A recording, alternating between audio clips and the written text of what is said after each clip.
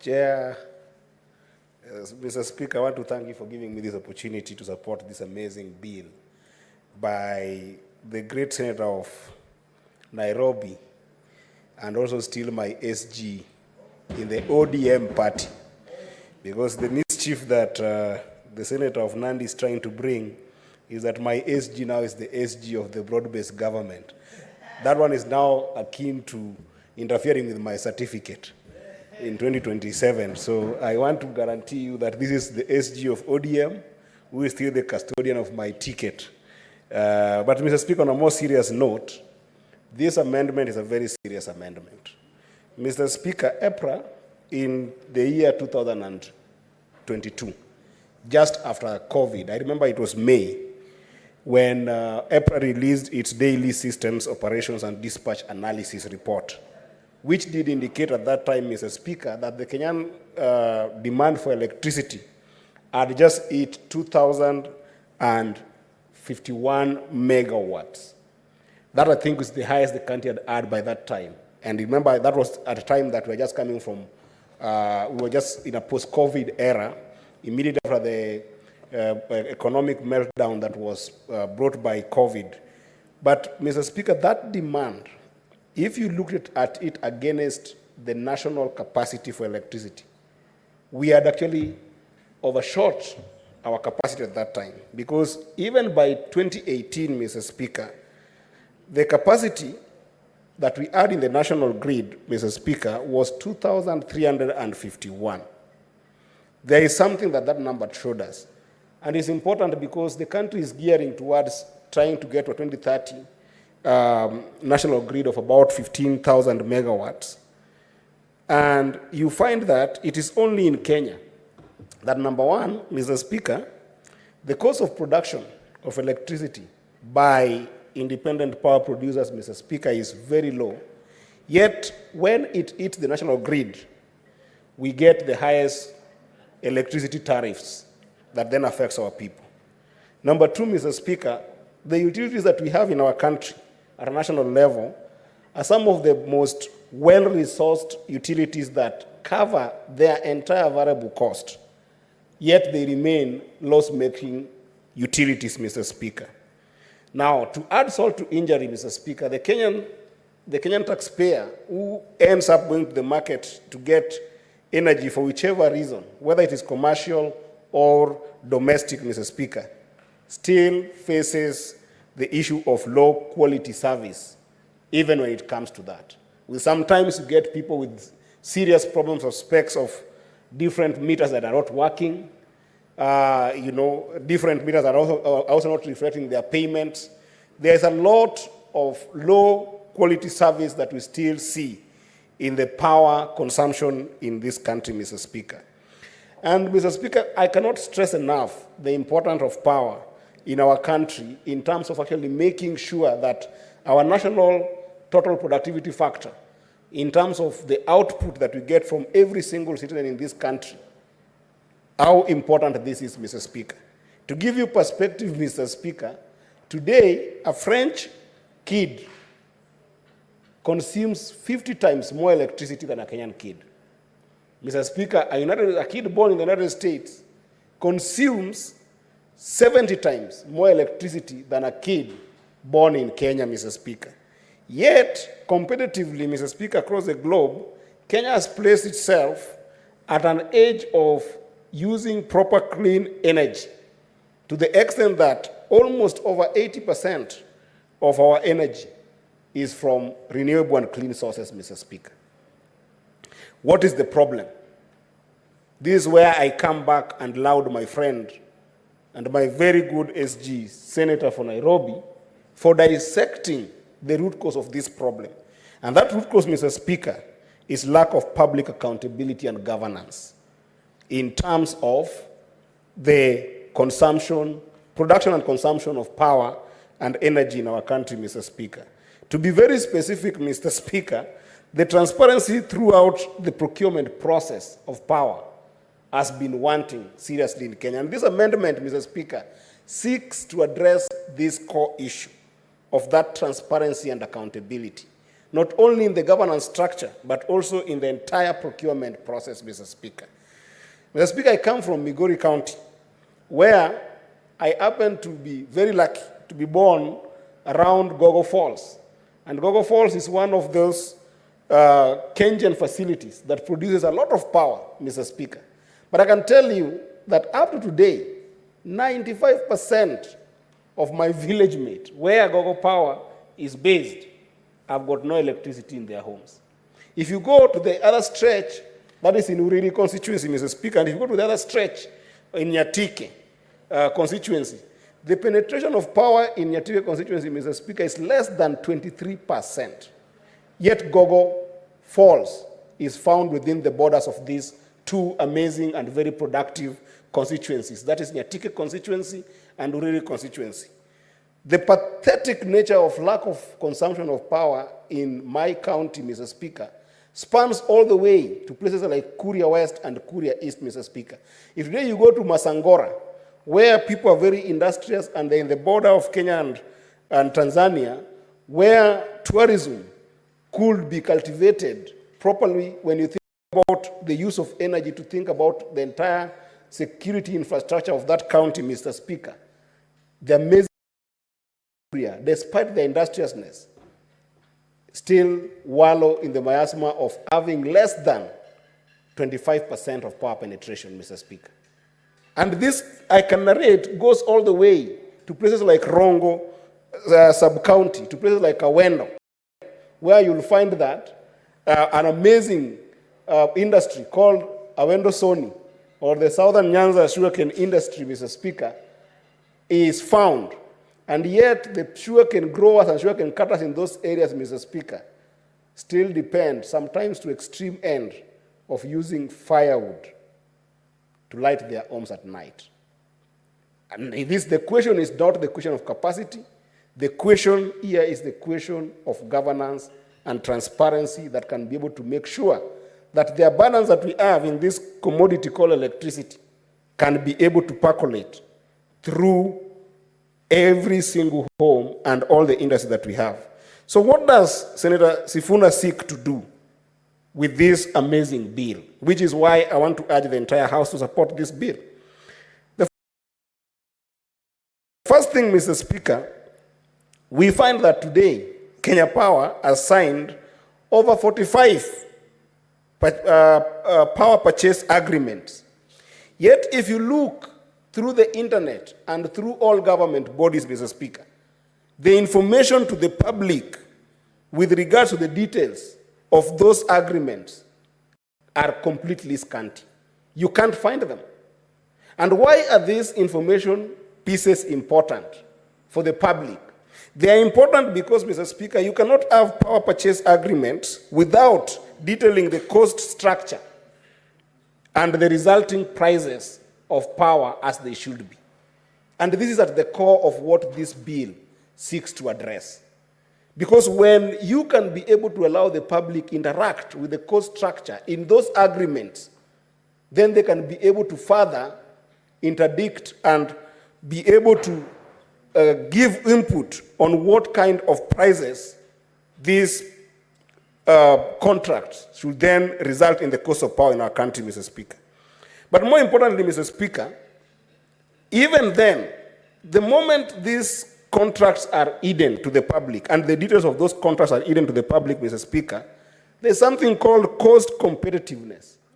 We cannot have serious cost competitiveness in the entire market divide of power in this country. Why? Because every contract is individualized and is hidden from the proper market value that it should have, so that anybody can choose to make the cost of power anything they want, Mr. Speaker. And therefore, this amendment is the core of making sure that we're going to have proper price reduction in the power sector, Mr. Speaker. Mr. Speaker, alongside the issue of cost of power, Mr. Speaker, is the issue of power stability and power quality within our borders. Mr. Speaker, you have seen a number of times, even in Nairobi recently and across the country, when you will be hearing from social media that you are going to face power blackouts. It has been announced by whichever body that you're going to face power blackouts. Yet, you do not have power to control when you'll get that power back. You do not have power to control how you can be able to get your alternatives. You do not have power to control how this is going to affect the payments that you already made to the national power grid, Mr. Speaker. To the extent that we can be able to figure out the impact of this lack of transparency on power stability and power quality, Mr. Speaker, this is the bill that we need. This is the bill that, for the first time, will be able to ensure that that procurement process of people who cannot be able to allow power stability when they're bringing them to the national grid, Mr. Speaker, to be guaranteed. The bill will give us that, Mr. Speaker. And Mr. Speaker, there's something close to my heart, and I've seen it through this bill and through the lenses of the presentation by Senator Sifuna, that this bill will help us procure and also cure is the issue of safeguarding our environmental and our social priorities, Mr. Speaker. If we are not careful, despite the fact that as a country we are priding ourselves that we are leading in terms of clean energy, Mr. Speaker, the interaction with that with our environmental safety and social safety, Mr. Speaker, cannot be guaranteed if you cannot be able to interrogate the procurement processes. What do I mean by this, Mr. Speaker? Mr. Speaker, we have seen a number of times when Kenya Power wants to look at things like metering processes. Because of that lack of transparency, you will find that the procurement officers will then keenly and carefully choose to actually ignore the specs that are required by standard of law, to the extent that in many cases, people end up going to bring specs that are defective, are of low quality, that then ensures that our people cannot be guaranteed in terms of their safety. In a number of places, you hear about KPLC not being able to meet its targets in neighborhoods such as slummy areas. Reason being, they are defective metering systems that people can bypass, that people can sometimes connect, and then before you realize, you are seeing a lot of fire hazards in different places. In Nairobi, Mr. Speaker, we constantly see a number of fire hazards that if you were to go down and interrogate where those fire hazards are coming from, Mr. Speaker, you'll find that it's because of defective metering and defective specs that have been put in a number of access points of electricity, Mr. Speaker. And this is putting our people in hazardous environment, is putting our people in very serious social problems, Mr. Speaker. Toy market recently lost property worth billions. That's where Senator Sifuna comes from. I think 2 days ago, there was serious fire in Mukuru Kwejenga, Mr. Speaker. These places are facing these fires, and nobody ever explains the sources of this fire. But if you look at the kind of connections that we are having and connectivity that we are having, defective and default connections in our neighborhood, Mr. Speaker, occasioned by serious lack of transparency on the specs of meter systems and any other systems of connectivity that we need in our neighborhood, Mr. Speaker, you can cry over this country, Mr. Speaker. And therefore, it is extremely important that that entire process is completely unlocked. And this bill chooses to enable the country get to the bottom line of this problem, Mr. Speaker. Mr. Speaker, along this is the structure of taxation on electricity with regards to the cost structure that is given to independent power producers, Mr. Speaker. This one is a very serious part of transparency and governance, Mr. Speaker. How does the national government choose to tell us which part of the money that they collect from KPLC and any other national grid providers comprises the taxation element and which one comprises the competitive revenue or competitive profit for these companies, Mr. Speaker? Because we have seen a number of times when KPLC complains, it does complain in form of we are being overtaxed, and therefore we want to increase tariffs to respond to that taxation. But how is that taxation connected to the cost structure of their purchasing agreements, their power purchasing agreements with other independent producers? Because, Mr. Speaker, you can't tell me that out of 1 shilling, the government chooses to arbitrarily take 57 cents in terms of taxes from KPLC, and KPLC must throw that taxation back to the consumer and doesn't connect it to the cost of purchase or cost of production, if we may use that language, from the independent power producers, Mr. Speaker. The only reason why KPLC can use that impunity on Kenyans is if there is no proper transparency in terms of the agreements that it has had with every single private developers and private producers who are adding to its national grid. That is the only explanation, Mr. Speaker. And that is also tied squarely to being able to disclose the number of loans that KPLC and all the national grid suppliers can be able to argue in terms of the pricing of electricity, Mr. Speaker. Because otherwise, KPLC will just tell you that we took a number of loans here and there, and those loans, we helped XYZ developments. We were developing this utility at X cost, which is also not given proper detail, but just basic. And then before you realize, the cost keep on skyrocketing, Mr. Speaker. So in conclusion, Mr. Speaker, I really want to laud and appreciate this bill that Senator Sifuna has brought into this House.